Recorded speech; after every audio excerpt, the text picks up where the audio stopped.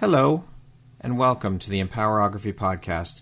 This is a platform created for women's voices to be heard and a place to share their stories, journeys, and successes with the world for the purpose of helping other women who might be on similar journeys. We are empowering women one episode at a time. I'm your host, Brad Walsh, so kick back, grab one of your favorite beverages, and enjoy the stories.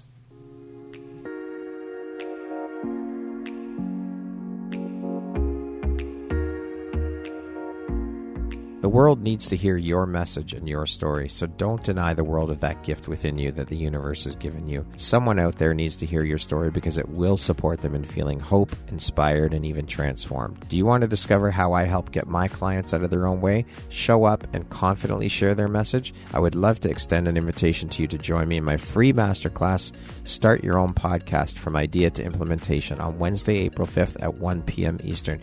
You can find the registry link in the show notes. Hope to see you there. Hello there, Brad Walsh here, your host of the Empowerography Podcast. Today, my guest is Havilah Malone. She is an actress, an inspirational thought leader, former Miss Louisiana Universal, a speaker, a 3-time best-selling international author, a multi-talented manifester, a master certified NLP practitioner at Silva Method, an instructor for the Napoleon Hill Foundation. Havilah, welcome. I am so honored and excited to have you here. How are you today? I'm doing amazing. Thank you. Thank you for having me. It is my pleasure and my honor. You are a bright, beautiful light in this world, and I'm so excited to have you here and jump in. So with that being said, let us do that. Now, I've known you for about 6 months, give or take. We met in Vegas back in October last year, and every time I talk to you, you are off doing something here, shooting for a commercial there, on a film set, speaking somewhere. You're all over the place. We were just talking about off air how busy you are. Now you finally understand that people get so caught up and busy in what they're doing that have a lot going on. So as I said, you are one hell of a busy woman and you wear a hell of a lot of hats. How do you find the time for all that you do? And how do you prioritize? How important is prioritization in an organization for you? I think prioritization is everything. And I think that stems from intention and intentionality. And so when things are intentionally harmonious, then the puzzle pieces will fit together. And my mission in life is to be a catalyst for positive change in over 2 billion people's lives. That is the bigger picture focus for me. And I do that by being proof of what's possible. You'll see that on every single post that I have is hashtag be proof of what's possible. And I live by that. And it's what I put out into the world because I know that we are here to create amazing things and to live this life to the fullest. And we have a multitude of gifts to then manifest into reality. And so for me, I am a master communicator at the end of the day. So whether that's speaking on a stage, whether that's being in a commercial, whether that's being on a television show, whether that's writing a book or writing a script, it is all about communicating messages that matter. And so they all fall for me within the same wheelhouse with the same intentionality of being a catalyst for positive change. So the pieces fall into place as they should, and I carve out time in my day for the things that are important and that must get done to fulfill that mission. I love it. Now, I'm very curious, and with you being so busy, wearing so many hats, what does your morning routine look like? I wake up and the first thing that I do is go to my affirmations. And so because when you wake up in the morning, that is your most impressionable time because you're just coming out of those deep sleep brain waves and you're coming up into theta, into alpha, and then into beta, what we're in right now.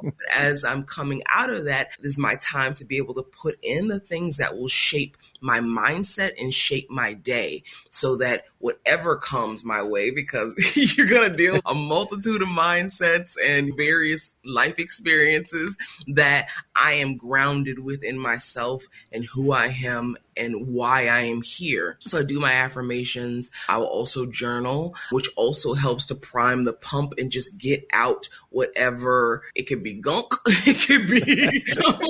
It could be beauty. It could be a lot of things. Amazing things. Yes. Yeah. Like, it's so funny is to do. So based off of Julia Cameron's The Artist's Way, like she encourages people to do morning pages, which is basically 3 pages of just uninterrupted. Like you literally don't take the pen off of the page. Like you just keep doing like a brain dump, and they tell you like, don't read them. And if you're going to read them, then let a lot of time pass before you go back and read it. It's not about self-judgment, but it's about just allowing whatever raw realness is there for you. And even if you don't even know what to, like, you're just like, I don't know what to write, but I have to write 3 pages. And so I'm just writing words on a page. Like, I've definitely done that sometimes. And I did. Years later, I would go back and read some of my morning pages, and I would look at it and be like, who wrote this? I'm like, this is brilliant. I'm like, where did this come from? It was like just allowing yourself to be a channel for information to pass through and come through. Sometimes it'll be amazing stuff. And then sometimes, because some of it was some foolishness, but yeah. I love it. What drives, motivates, and inspires you to keep going and excelling at all that you do? I love life. And I feel like there's more. And my curiosity about that and my just desire to, what can I accomplish? And what is the depth of my thinking and how far can I go? That is so fascinating to me that it drives me to, okay, go a little bit more, you know? Yeah. What else can you expand into and expand your consciousness to connect with? Because I always have this sense and this feeling that there's another realm, there's another dimension, there's another piece of this puzzle that is like coming into place. And I was like, I've lived many lives in this one, and I've lived many lives beyond this one. And so it's just kind of like almost the remembrance of our connectedness, our remembrance of what we are capable of. And that drives me to be, okay, let's see what we could do. Let's see what's on the other side. I love it. Can you share with us what you were doing for a living before you made the jump into entrepreneurship? And what was the catalyst for that shift for you? Yeah, as I just mentioned, like I've lived many lives in this one. I started off in news. Out of college, I worked for Fox 8 out of New Orleans. I was a production assistant and then went into field producing. After a few years in the news, every day a rape, a murder, a fire, rape, a murder, a fire, I started becoming numb to those topics. And I was like, I don't want to feel this way about these type of topics. And so I was like, maybe news isn't for me. And so then I moved on into working with independent production companies on projects. And then I went to corporate America. So by the time I was 21, I was running a $160 million technology business for Hewlett Packard. Wow. And literally running a 4-state territory. My clients or business partners were like Best Buy and Walmart and all of the retailers that housed our products. And then they found out about my background in television and they were like, how about you be our representative? So I became a spokesperson for Hewlett Packard on the Home Shopping Network and QVC and a few other shopping channels. And so before breaking off, and really the breaking off came because of a layoff. Like after being with that company for nearly a decade, there was a huge downturn in the economy and our entire organization ended up being laid off, which was really God's nod to me of, I've been telling you it's time to move on, but you don't want to do it. So let me help you and just pluck you right on out so that you can move on to the next phase of your life and step into the gifts that I have given you. Like you were there for a certain cultivation. You were there to be able to do a certain thing and to gain certain skills. And now I need you to use those skills over here. So let's go. And here we are. And we continue to grow. We're continually growing and expanding. And the universe works in such wonderful and beautiful ways. And when you don't listen to the messages, it still sends them until you finally get that 2x4 in the back of the head. It's okay, Havilah, let's go. It's time. It reminds me of Napoleon Hill's principle from Think and Grow Rich of principle 13 of learning from adversity and defeat. It says there's a seed of equivalent benefit in every adversity and defeat. And so we just have to look for that seed because something beautiful can come out of every single situation, challenge, trauma, everything. There's something good because we live with the laws of polarity. There's always one other side to a pole. We have to be cognizant and look for the gift in it. And it was a blessing in disguise because I was depressed. Yes, I had everything that looked like success, but from an internal position. It was like you are staying here too long and now you're starting to literally die inside. The things that you're supposed to do are not, like those seeds are in a pot where it cannot grow. So you have to take them out of this pot and put it into soil where then this tree can blossom, where these lotuses can bloom. It's not here anymore. Like that time is come and gone. We'll take you out of that confined pot and we're going to put you over here in this field so that you can flourish and grow, right? But it's very hard to learn to be able to step outside of situations when you encounter the shitty ones, and you've got to take a step back and look in and look for that silver lining. It's hard to get into that mindset to be able to do that, but that's part of the self-work. Is you have to be able to, because like you said, every single occurrence in our life, whether it's bad, good, everything, there is always a lesson there to be pulled out, learn from, and used to move forward to the next step. Everyone, it's so important. And talk about the self-work, because I had to come to a place that I understood that I live in a friendly universe. I had to come to a place where I understood that life is actually conspiring to give me everything that I want. And it's my thoughts that I have to come into control of. It's not this exterior stuff. It's an inside out job. And once I started to understand that, I'm like, oh, well, actually, I have been manifesting the stuff that I was thinking about. I was thinking about some crappy stuff. So yeah. Like everything, it's like the people liken it to like a genie. It freaking is. Because it's like you put out this signal, which is an energy of a thought, that energy, because everything is energy, that which is like it is magnetized to it and then shows up in your experience. And then you're like, oh no, it's because of those people and because of those situations. No, boo. It's because of us. We create our own reality, whether that be a self-imposed prison or amazingness or awesomeness in this world. It's up to us, and we can achieve and accomplish anything that we set our minds to. Anything is possible. Like so many things have unfolded in my life. People are like, well, how are you able to do that? And like, it doesn't happen in that time frame. It doesn't happen like that. And I literally had a conversation yesterday with someone who I was calling to get some advice from on a project that I'm currently working on, and just the energy and the mindset. And I was like, ooh, I can't buy into this. And I get it. That's your reality from your experiences, and those are valid and real for you. But that's not what I am willing to receive or take in to being my experience. So I was like, thank you. I appreciate you. And see ya. And a year from now, I'll call you and let you know how it went. Yeah. Thanks very much. Good luck.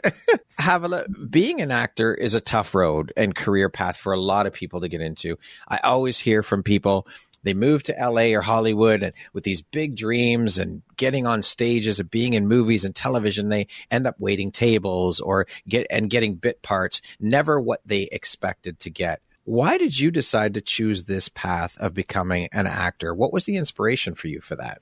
I think it chose me. It was one of, again, I consider myself as a master communicator. And even a master connector. I'm really stepping into and owning that piece of what it is that I do, or a gift that I bring to the world. But being a master communicator like this, I've known like for a very long time.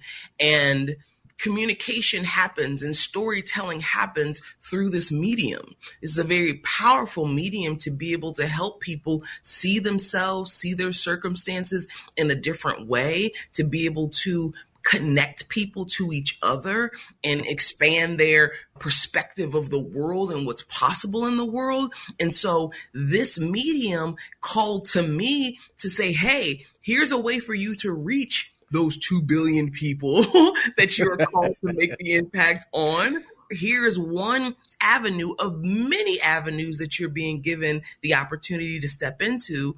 And so it just was a natural pull, like literally like a pull. And I enjoy it, and it's fun. Like that's what life should be. It should be something that you enjoy. So many people, I think one of the last statistics that I had seen was like 70% of people hate their job. How sad is that? Oh my God. I'm it's heartbreaking.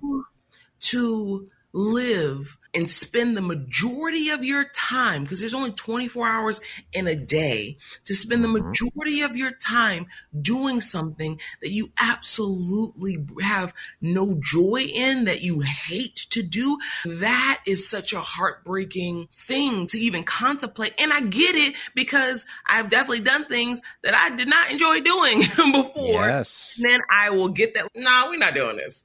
Get them out. It's time to move on. And you're right. Like, the road for a lot of, or a big majority of this industry, it's not an easy road for people to come down. But I feel like what's for you is for you. And the more you start to step into your understanding of who you are, which is why I'll say this, I'm grateful that things didn't transpire the way they did until they did, because I wanted to go to UCLA and go to college there. But I started college when I was 16 years old. And my parents were like, yo, young, naive self, not about to go out to California. No, by yourself, no, ma'am. And so they was like, find something local. and I was just like, no, but I want to go to California. I am so grateful that I did not come out to California then, because I had not lived the lessons I needed to live and learn the things that I needed to learn about myself, about life, about my place in this life. Then I still had traumas that I had not yet healed from, that I had not even fully brought to the surface yet, that had I come out there then, this town, this industry would have bended and contorted and molded me, and I would have allowed it because I didn't know who I was. And so my journey was specially geared for my development and growth, so that when I stepped into this space, I was ready. And I can walk into a room and command that room. I know what I want and I know what I don't want. I know what I'm willing to do. I know what I'm not willing to do. And that comes with ease and grace. That other version of me, no, just no. So that's why I'm like, self-development has to happen first, or simultaneously with the thing that you're pursuing, so that when you approach it, the angle at which you're approaching it from is a position of confidence and power. Because you'll see a lot of actors who are just kind of like, any opportunities, please, just like that. The desperation that you will see comes across in a lot of ways, and then people get taken advantage of. Opportunities will end up passing them by because energy is everything. A couple of things I want to touch on there that you mentioned. So first of all, you talked about the heartbreaking issue of people, 70%, those statistics are staggering, staying in a job that they hate. So you always hear people, when I talk to people, and I'm sure you get the same thing, well, I don't know what else can I do? I'm stuck in this job. I need this money. What do you say to those people? What piece of advice, one piece of advice you would give to someone who says, or what do you say to people that you encounter that say that? That you're not alone in the way that you are perceiving things to be, or the way that you think. And there are people that perceive things differently, and therefore they get a different result. So it is our responsibility to decide what it is that we want, and then align ourselves to that thing, because whatever we want, we do have the ability to have. And that may take you finding a mentor, you finding a model of someone who is doing the thing that brings you joy. And a lot of times people don't even know what that is, because you've been in a habitual pattern. You have carved out your neural pathways to go in one direction, because it could have been what your parents encouraged you to do from youth. And so now that's just embedded into your conscious belief system. That's your lot in life, and that's what you're supposed to do, or your environment or your societal pushing. And so we feel like, okay, now I'm locked into this thing, but we have so much more power than we have knowledge of necessarily, or that we've been taught that we have access to. And so self-education is the most important thing. What you learn in school is not going to set you up for that type of success. It's not. Wow. Like, the school system was created to create worker bees to fall into somebody else's plan. Like it's literally Yes. to get things that were fall into a acceptable societal system. We are all a part of a bigger picture plan that we did Yeah. not have any part in creating. So you Yes. have to take a step back and say, hey, what is possible? Because if somebody else has done it, you could do it too. And reading the stories of other people. So you may not be like, well, I don't know anybody who's successful. Well, you could pick up a book. You could read about their stories, because even in Think and Grow Rich, the wealth of information that is in that book, that is like one of the top 10 best-selling books of all time, has created more millionaires than any other success philosophy in history. And it literally breaks down step by step the things you need to do to shift your life and to create success. And there's a multitude of tools and stories and books and people. So it's out there. You have to decide that you want something different. And then we stop settling for less and start to go out and do the work to educate ourselves to get out of our current situations, because it's possible.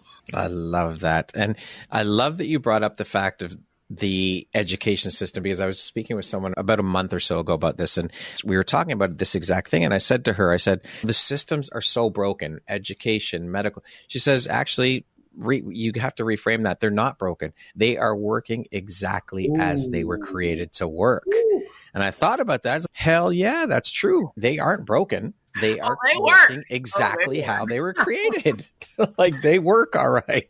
Look at the 70% statistic, right? And so the other thing I wanted to touch on was, you said you want to reach 2 billion. Why 2 billion? How did you come up with that number? There's 8 billion people on the planet. How did you come up with 2? I sat down one day, this was in 2013, and I was like, I want to understand what the purpose of my life is. I want to understand why I'm here, what I'm supposed to be doing with my life. Because like I said, I was also one of those 70% at one point in my life. I think we all were at some point. And just kind of like doing the thing, because this is the thing that you're supposed to do. But I want something different, and I'm getting the opportunity to figure out, or giving myself the opportunity to figure out what that different is. And so I sat down with Napoleon Hill's Think and Grow Rich. I love that book. Throwing these seeds at you. Look, and I utilized the 6 Steps to Riches formula, which helps you to understand what it is that you really want, and then create a systematic plan about achieving that. And so I sat down with that, because I used to use it for individual, like smaller goals, like a year goal or a month goal or whatever. But I was like, can I utilize the same formula to figure out my life? Like my entire life goal. And at first it seemed really big, and it was like, how would I even know that? And I said, you know what? Let me go within and start to ask. It's the quality of the questions that we ask, and that will breed the answer. And it's from those questions. But we have to stop and sit long enough to go within and ask. And so it took me like 2 weeks, and I would go and sit and go into meditation and just ask myself, what was it that I was here to do, and for it to be revealed to me.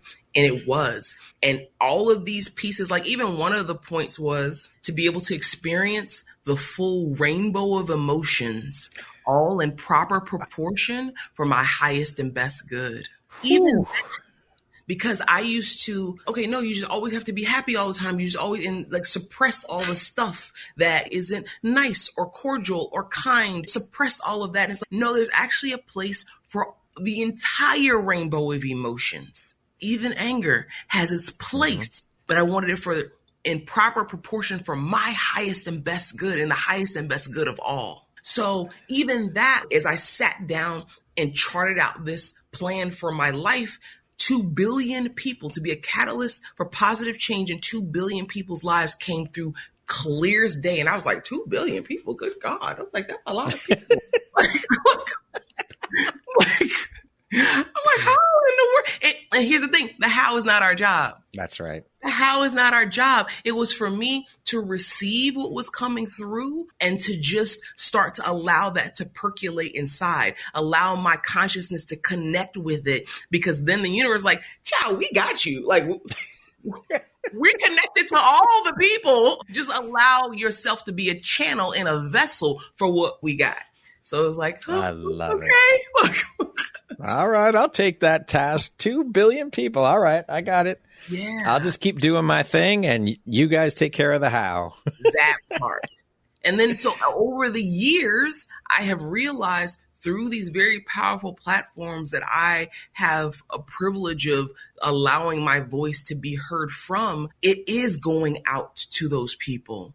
And the influential people that I have connection with, where I help to touch their life in some way, the ripple effect of the people that they touch. So it's not even, oh, well, it's a job for Havilah. No, I do my work, and my work helps to influence and impact. And oh my God, one of my friends, she was like, you're infectious. You're really infectious. And at first I was like, infectious? I don't know if I like that word. But she's like, no, it's in such a great way, because anyone you come up in contact with, you infect them with that positivity. I'm like, okay, I receive it. You are, though. You have that personality. And I've told you this many times.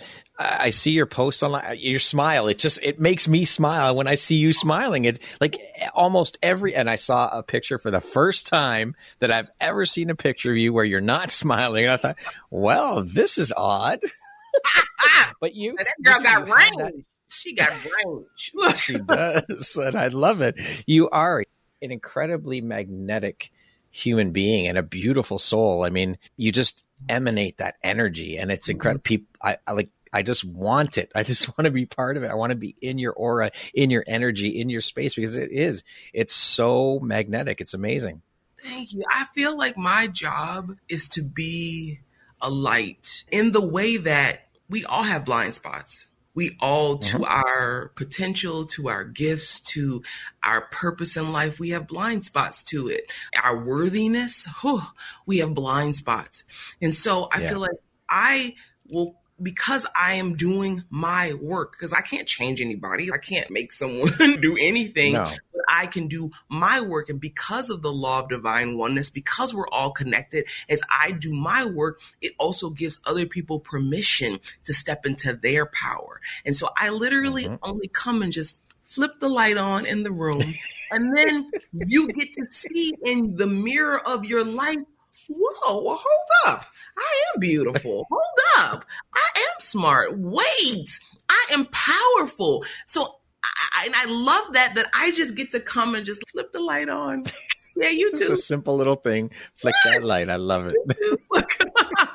Well, you flicked on the light for me in October. Just seeing you speak on that stage in October was just so incredible. And I'm so grateful that we got to connect through that event, through Tigo. And just now a friendship has been built. And I'm honored. It's amazing. I want to speak a little bit about your acting career and the whole thing around acting. We hear about the male-dominated world in Hollywood and how the entertainment industry can be notoriously challenging. What obstacles have you faced as a woman, if any, in the industry, and how have you overcome them? You know, I mean, the Women in Film, which is an organization that I'm a part of, puts out these statistics all the time about the disparity in women who, as directors, as DPs, as in all of these positions, as executives, in all of these positions that are decision-making and pivotal storytelling positions within the industry. And so for me, I focus more on how I can be a part of the solution, how I can create more equity and bring more people to the table. And more than likely, I may have been discriminated in a lot of different ways, but hell, I don't pay attention to it because I'm just like, okay, if that door don't open, I don't care. Like, child, I'm knocking on another one. Exactly. Or I'm going to just create a door and then I'm going to just let everybody walk through it. So like my mindset and relationship to a lot of the disparities that are happening is quite different, because I see myself as a part of the solution and are always, like, even right now with the show we have in development, which is the Executive Producer Podcast, it's about bringing to the table those voices of especially women in those positions and people of color in those positions, because a lot of times we don't even know that exists. We don't even know that it's there. And until there's a phrase that's, you can't be it unless you can see it. And so until we can see more of ourselves in stories as the lead character, as the hero, as we can see ourselves not just as the damsel in distress or the afflicted person or the oppressed person, but the person in a position of power, then it's wait. And that's why this medium is so powerful and important, because people will make life decisions based off of what they're seeing on television and in films. Yeah. They will make pivotal beliefs about life and what is capable or they're capable of based off of what they're seeing reflected back to them in that mirror. So we have a responsibility to ensure that everyone has representation that makes them feel seen and heard and allows them to see what's possible for their lives. So that is my focus. I feel like it's a part of my work that I'm doing is being able to create those equities. And I'm grateful that I connect with a lot of people, no matter what race, color, creed they are. Yeah. And so I get invited into a lot of amazing spaces and amazing rooms because we're all just connecting off of that energy and the momentum of creating successful things that are impactful. I knew that was going to be that type of answer was going to be, I just knew that's similarly how you're going to answer that question. I just knew it because of who you are, because of your energy. And, oh, well, hey, I may not have even noticed it. If I can't get in through that door, I'm going this way. You go right, I'll go left. See you later. Yeah, again, back to rainbows and polarity. Everything exists, from horrific things to extraordinary, mind-blowing things. It all exists and it's all on a spectrum. And so what you focus on is what grows. And so I have started to train my mind to focus on potentiality, opportunity, expansion, growth, connectivity, positivity, impact. My mind is so trained to that becomes more of my experience than the other. And so what I feel like the gift that I can help and bring to the table is helping people to see you can retrain your mind to then focus on those things and bring more of that into your experience. Come on to this 51% of the spectrum. Yeah. Over here. Join me over here. Yeah. Can you share a pivotal moment or experience from your journey as an actress that has helped shape who you are today? You know what? Ooh, there's so many. Good God. There's so many. And talk about pivotal points.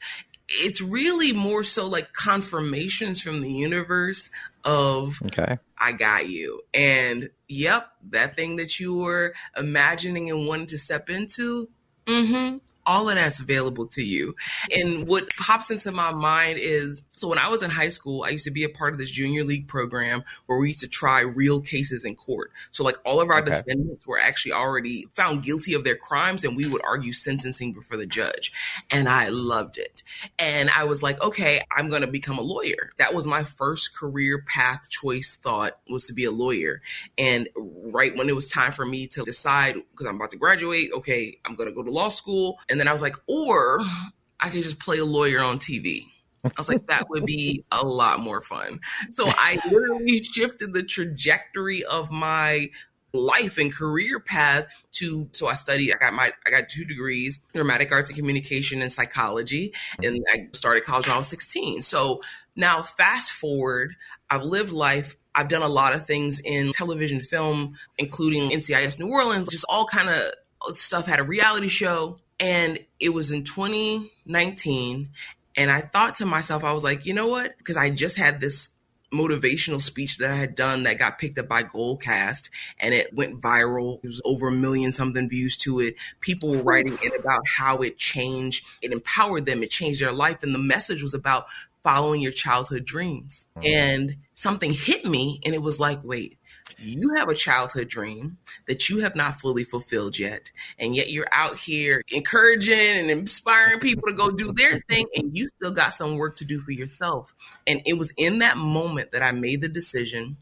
I'm going to move out to California and I'm going to more fully pursue my television career, because I have not played that lawyer yet. So within less than 60 days, I moved to California. And I'm like, When you make a decision means to cut. So to cut off all other options. So I was like, I'm coming. So I come out to California within 2 years, because I remember I was on hold. I was on Avail for, I think it was an Instacart commercial.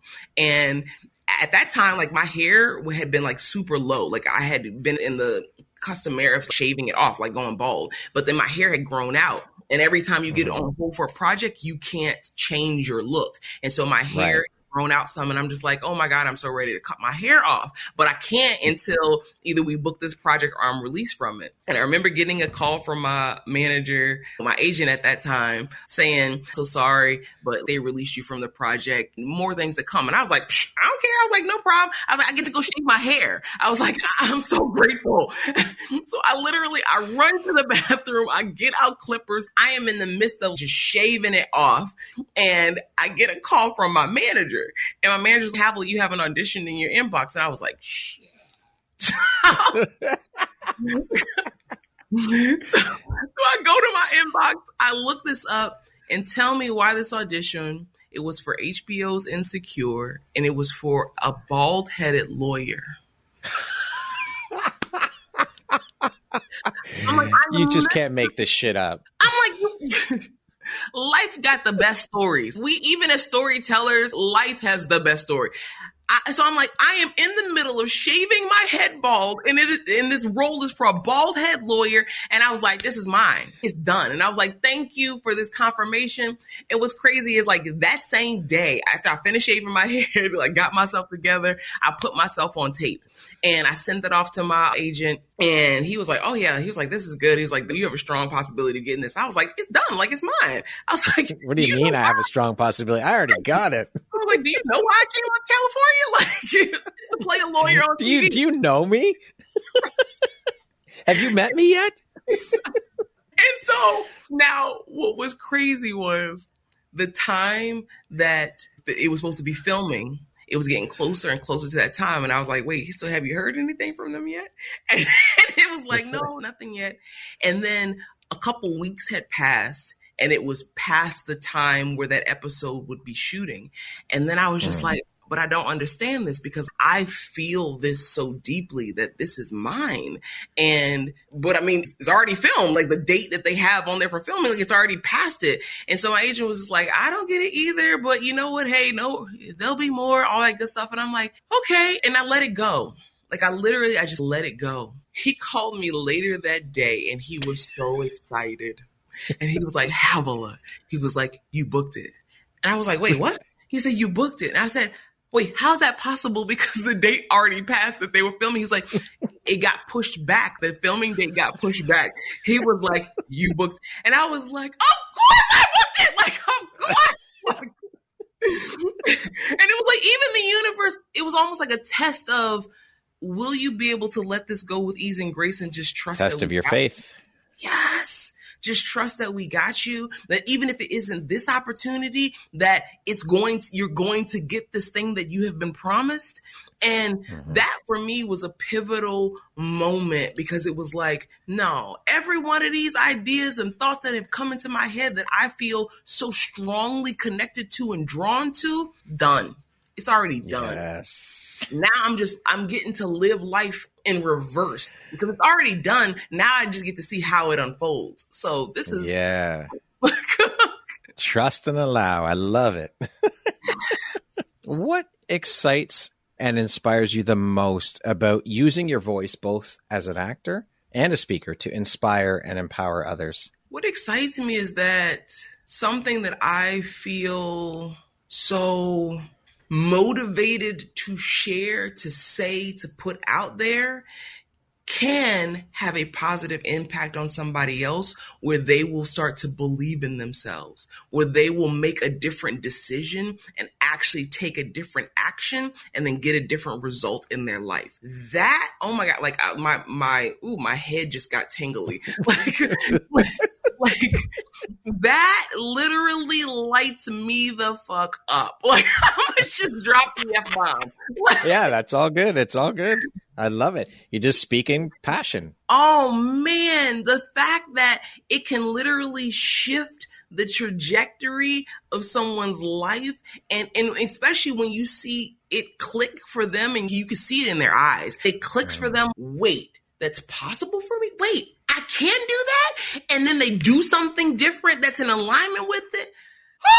Like, oh my God, like, man. Like, but you know what, though? It's funny because we don't always see those results of the work we're doing, right? You just have to trust and allow and believe that what you're doing is having an impact in most cases. I mean, me with the podcast, I don't know unless I get a message, an email from someone saying, this episode changed my life or this episode did that for me.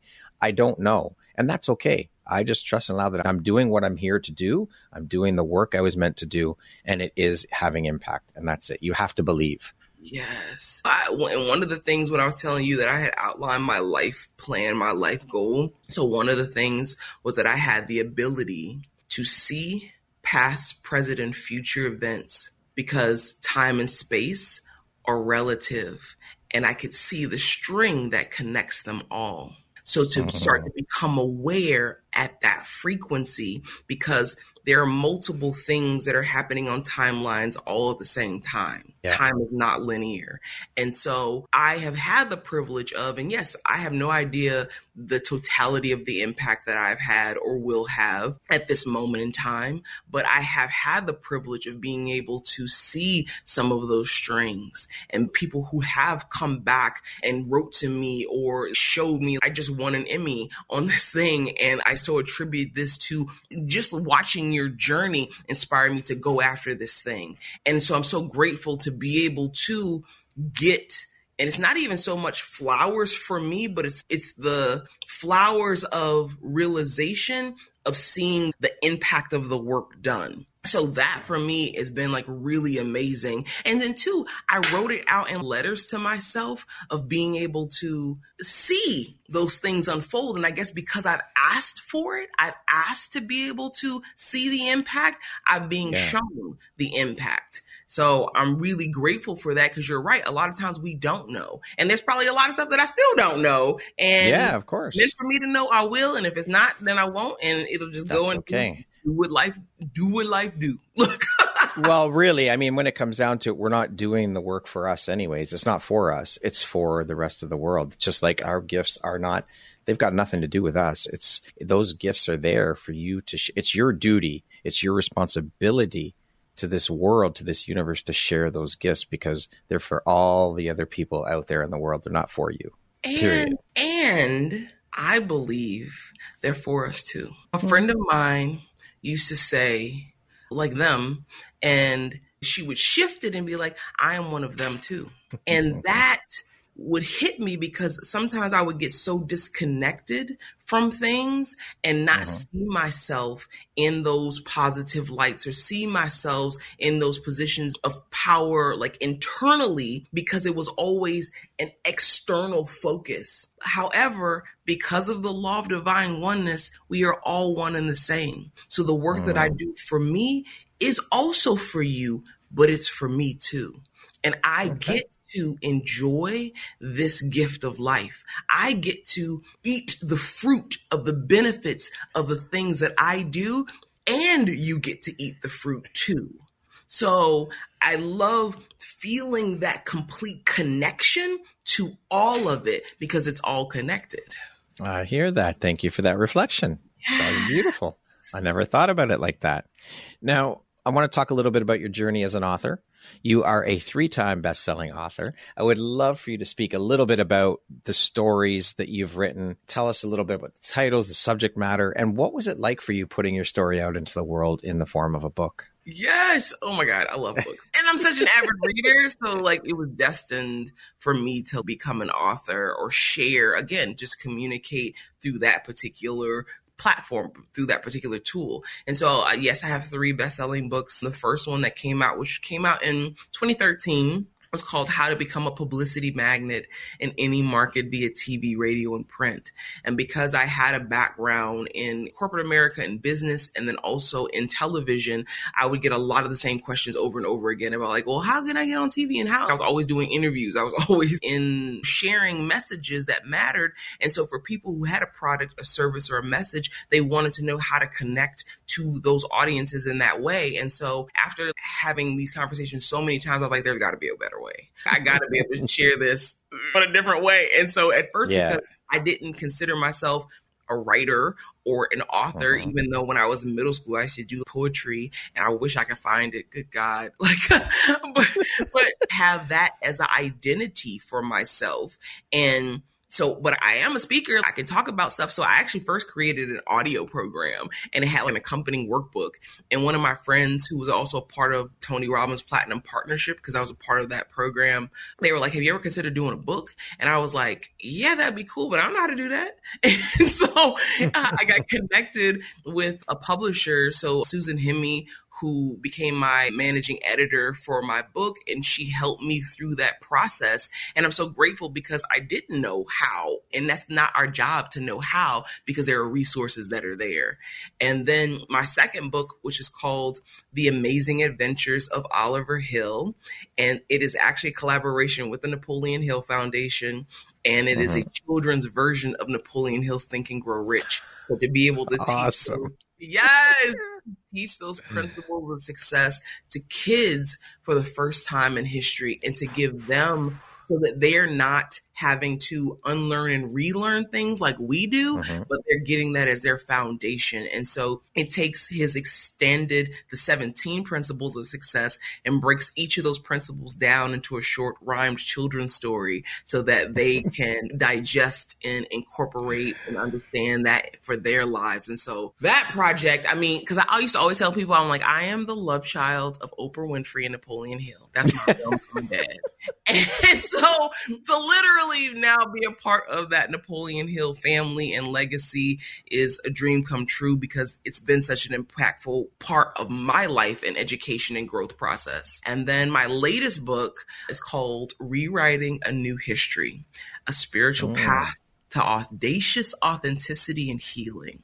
And so of the many healing modalities that are available for us as we are looking to expand our consciousness, to heal from past traumas, to get in touch with who we really are, the one that I explore more deeply in this particular book is that of ayahuasca. And ayahuasca. Yes. And here's the thing, for people who feel called to this particular tool and modality of plant medicine, answer the call. And if you don't feel called to that particular tool, then don't do it. There are other things that are available to you, whether that is NLP, which is neuro-linguistic programming, meditation, whether that's working with a therapist or a psychologist. No matter, there's so many tools, EMDR, so many tools that are available to us.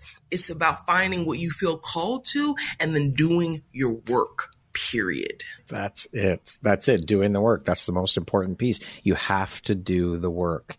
Otherwise, nothing's going to change. Nothing changes 100%. Unless you do. That's right. That's right.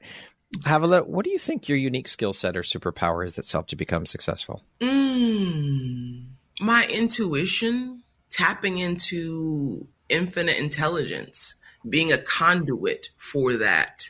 And then also having the gift of speaking and communicating and being able to articulate complex ideas and things into their most simplest form that people can digest and understand and take action on. And also just being connected and compassionate with other people. And I think, and that's why I was like, I love the person who I am. And it took my entire life's journey to create this person, even the traumatic things that helped me become more compassionate and to be able to be more empathetic to others. And that also helps me to connect with people. So I think my ability to listen and my ability to communicate and my ability to tap in are definitely my super, and my smile is my super. Hell yeah.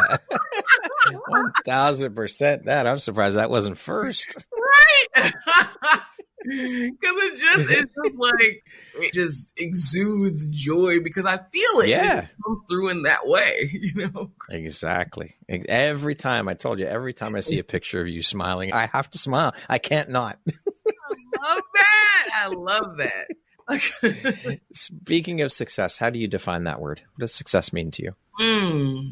Success is doing what I want to do, when I want to do it, how I want to do it, with whom I want to do it. That's it. Success. What would you say is getting paid for it? There you go. Yes. I even love that component to it, that you can literally do what you love and get compensated in exchange of energy for that thing that you were exchanging energy for. And whether that comes through monetary or it comes through a plethora of ways, but you can get quote unquote paid for being yourself and just existing. Yes. Woo! Yes. Woo! With mic drop moments all over the place. I love it. What is one of your biggest failures or life lessons or teachable moments, we can call them, and what did you learn from it? Ooh, not listening to my intuition, that part. Because when I don't, and whether it's in relationship, because I will get a gut feeling immediately about a situation, a person, or whatever. And when I ignore that and I allow my rational mind to try to like, well, if you just give them an opportunity, let's just see how this plays out. Well, what if in this circumstance it could be blah, blah, blah, blah. When I don't listen, I experience the consequences of it. And so I have learned to now more quickly shorten that window of if my gut, because that is connected, like we have two brains. You have the intellectual, rational mind that you can fill with information and learn from all the knowledge in the world. But then there's also the gut instinct that is tapped into infinite intelligence. So it may not make sense to your rational mind why telling you don't go down that alley, but it's picking up on other lesser tangible energies and frequencies and information that is there to guide you. And it's been my life lesson, my life journey to learn how to attune myself to it and then listen to it even when I can't rationalize it. Yes. Beautiful. What does the word empowerment mean to you? To imbue power, to step into power, to understand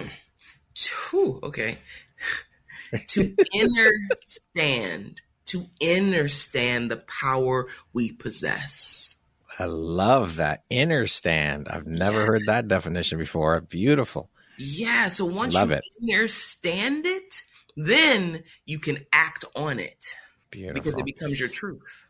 Okay, we're going to jump into a little rapid fire section here. So the next grouping questions just be 1, 2, 3 word answer type thing. What is one of your favorite quotes? If you can conceive it and believe it, you can achieve it. Napoleon. What is one thing you want but cannot buy with money? Time. I often wish that there were more hours in a day, even though I know that it's a perfect amount, but yeah, time. If you could teach the world one thing, what would it be? To believe in themselves, to know how powerful they are, to be able to. How would you describe? Yeah. How would you describe yourself in one word? Powerful. I knew you were going to say it. I just knew. I knew that was going to be your answer. I love it. What is one thing you love about yourself that is not related to your physical appearance? My mind. Oh my God. I have a beautiful mind. I'm still trying to explore it.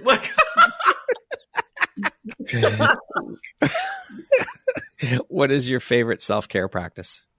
Sleep. Sleeping. That concludes our rapid fire section. Now back to our regularly scheduled program. If you could step into my shoes, what question would you have asked yourself that I didn't ask you? What's your favorite color? What's your favorite color? It's orange. It's orange, yeah. And I guess I have two favorite colors. I love orange and I love like a magenta, like fuchsia, like a deep, brilliant pink. And it's funny because actually this top has orange. That's what I was going to say. Like it actually has That's both. what I was going to say. Your top. Yep. There you go. Look at that. Styling and profiling. I love it.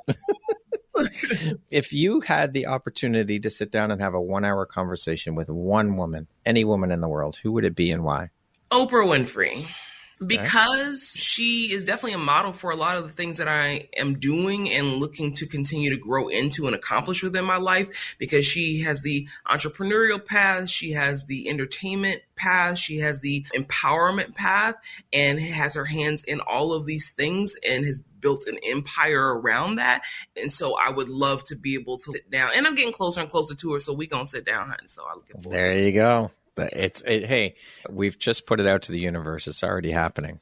It's already happening. If you could go back and give your younger self one piece of advice, what would that piece of advice be? Girl, trust yourself. The things that you are thinking about are valid. The feelings that you have are valid. And you are so important and so worthy. You are so worthy.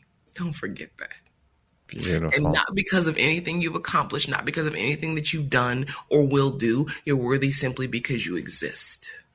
Because you are you. Yeah. Lastly, Havilah, if you were to deliver your last 30-second speech to the world, your tribe, your people, your corner of the world, what would that last 30 seconds sound like? What words of wisdom would you impart? Enjoy this ride. You'll do this many times.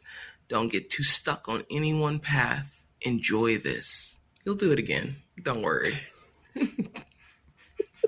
Beautifully said. Havilah, thank you so much. This has been such an incredibly beautiful, inspirational, fun, just an amazing conversation. Havilah, you are such an inspiration. And I just want to say thank you. I am so grateful to have had the opportunity to have met you in person back in October and to now call you a friend, to have you as a member of the Empowerography community. You are a beautiful soul, woman, and human being. Thank you for being here today and sharing your journey with us. Thank you, Brad. I'm so grateful for you and grateful for all that you are doing for us, for this world, and for yourself. Because as you are stepping into your greatest gifts and power, we're all being blessed because of it. So I'm grateful to call you a friend and to be a part of this community that you've built, because this is helping me to even fulfill my mission and purpose in life of reaching those 2 billion people. So thank you.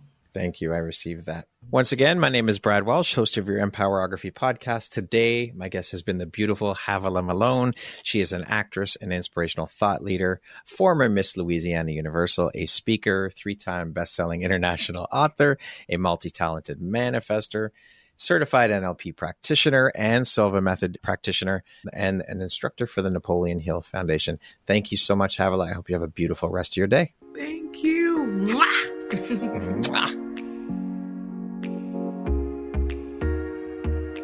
Thank you very much for listening to this podcast. If you haven't yet, please be sure to subscribe, rate, review, and share with all your friends.